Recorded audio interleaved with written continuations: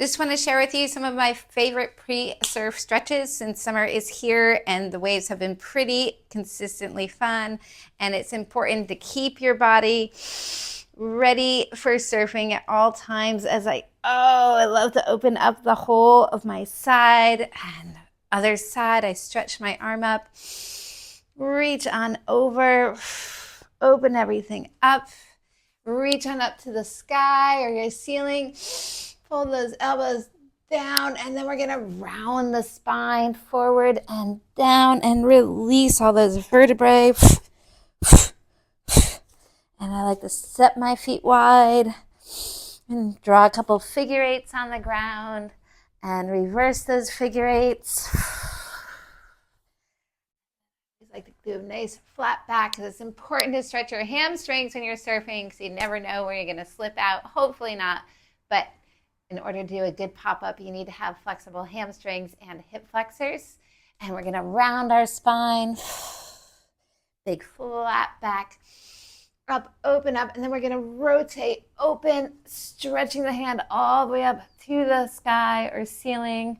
I usually do these on the beach before I jump in while I'm watching the waves as much as I can. And then my favorite all-time stretch is come down in the middle, bring your hands on your knees, and bring one shoulder forward, really opening up your inner thigh, really opening up your low back. Your hips are very important. If you have tight hips and you're surfing, you're going to have a hard time. You're not going to be as quick on your pop-up, and you're also very prone to a back injury. If you have tight, weak hips, you want to make sure that you try to open them up as much as possible and as often as possible. And since we're having a very consistent summer, that's as often as possible. And then if you can, we're going to come all the way down. You're going to stretch that adductor. You want to make sure that that's nice and loose before you surf. I like to roll back and forth to make sure I'm getting all pieces of my inner thigh nice and open. Inhale, exhale. And while you're doing this, you have a perfect view of the waves usually.